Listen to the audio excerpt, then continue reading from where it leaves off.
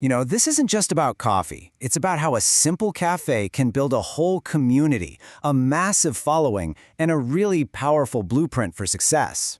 So today, we're going to deconstruct the strategy behind one of the brands that's mastered this, Third Wave Coffee. It's the big question, right? How does a place that sells coffee become a cultural phenomenon? Because let's be honest, it's not just about the beans. So, let's dive in and break down their secret sauce to see exactly how they pulled it off. And it all starts with pillar number one, this core idea that they are selling an experience, not just a cup of coffee. This is really where the magic begins. At the very heart of their strategy is this concept of the third space.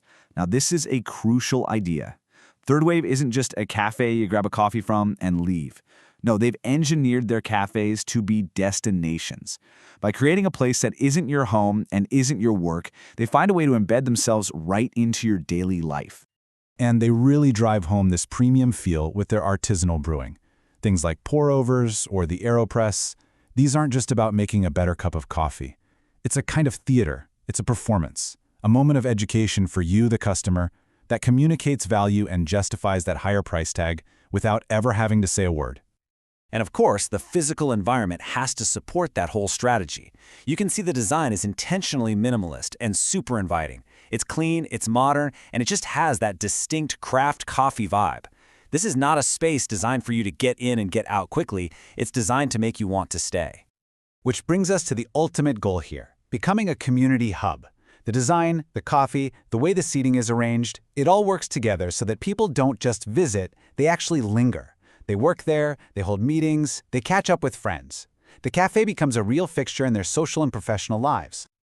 Okay, let's move on to the second pillar, and you'll see how this all connects. Because a great space isn't enough. You also need a product that has a story. And for Third Wave, Dot's story is all about transparency and trust.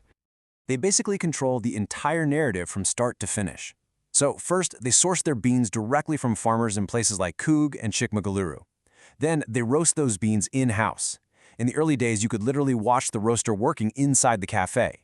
And finally, the baristas aren't just there to make coffee. They're trained to tell you about where it came from and how it was brewed. Every single step is visible. And here's the payoff for all that work. This transparency, it transforms a simple transaction into a genuine connection.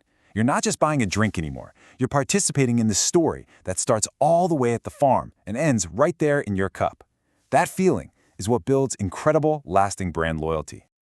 Okay, so you've got a great experience and a powerful story. But how do you grow without losing that special craft feeling that got you here in the first place?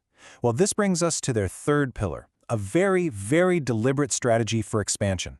Now, this number is absolutely fascinating because it shows you a key part of their retention strategy. They launch 24 to 36 new, unique drink types every single year. This is basically a direct attack on coffee fatigue. By constantly innovating, they keep the menu fresh and they give regulars a constant reason to come back and try something new.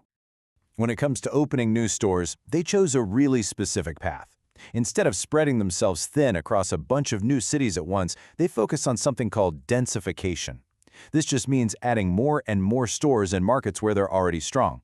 That creates a powerful network effect and makes the brand a dominant, super convenient choice in those key areas. And here's the secret to how they protect the brand during all this growth.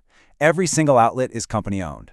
Now, this is a massive decision. It means their costs are way higher, but it gives them complete control over quality. It ensures that the Third Wave experience you get in one location is the exact same in another. For them, consistency is everything. So let's put it all together now. We've seen the three pillars: the experience, the story, and the scaling model. Now we can really see the complete blueprint, and we can also see the inherent risks that come along with it. This slide really gets to the core of their whole business model. It shows how every single one of their strengths creates a matching challenge. I mean, company-owned stores. That guarantees quality, but it makes scaling incredibly expensive. That premium craft experience is their big selling point, but keeping it consistent across dozens of locations is a huge operational headache. And that premium price? It only works if they can keep educating customers on why it's worth it. So what's the playbook we can actually learn from here? Well, it's about using education to justify that premium price. It's about designing your physical spaces to be community hubs, constantly innovating your products to keep people coming back. It's about building trust through a transparent supply chain and maybe most importantly, obsessing over quality control as you grow. And this brings us to the final and maybe the most critical question. It's the fundamental tension at the heart of any successful craft brand. As you get bigger, as you scale up, as you start to look more like a chain, can you truly hold on to the soul that made you so special in the first place? Definitely something to think about.